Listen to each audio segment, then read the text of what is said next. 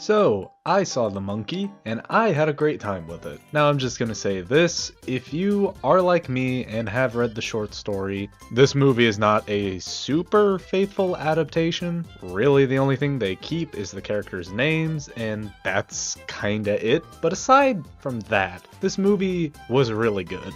I'm gonna say that if you're a King fan, you will definitely see the classic King tropes, like his obsession that every horror event has to take place in Maine, because God forbid it happens somewhere else in the US, like Kansas. The childhood bully, which started off like a usual King trope, but they did do a different take on it as the film goes on. Honestly, one of the tropes I'm so happy that didn't show up was the overly religious zealot. Because dear God, if they did one on the level of annoyance that the lady in the mist is, I might have lost my shit. Okay, but the classic King tropes aside, this movie is surprisingly funny. Like, this has some surprisingly good comedic writing and editing. Like, there was an edit in the early half of this movie that made me laugh way harder than I should have. While I like the really funny bits in this movie, I will say if you're looking for something to scare you really good, this movie is not for you. That kind of shows itself with the effects.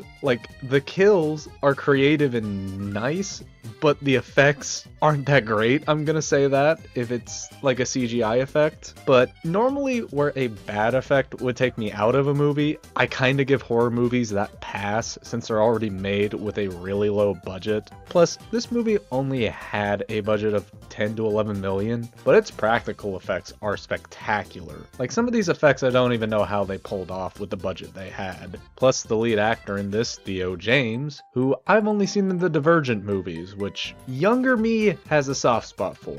But as an adult, I can see that his acting in those movies was very stiff and lifeless. Kind of like most of the cast of those movies, but that's just me. But in this movie, he actually has life and charisma. Like, he actually seemed to have fun with this movie. The same could not be said for his son in this movie. Jesus Christ, he was kind of bland in this. I don't know if this was just his first big role he had, but compared to everyone in this movie who knows how to work really well with this campy, goofy script, he just doesn't know how to work with this. So even though this isn't a very faithful King adaptation, and it's not my favorite King adaptation, that honor still goes to Dr. Sleep, I can't say that I didn't have a great time with this. If you're looking for a fun horror movie to just have a good time with, I can't recommend this enough. I'd give it a 7.5 out of 10. That's all from me. I hope you've enjoyed. Take care and peace.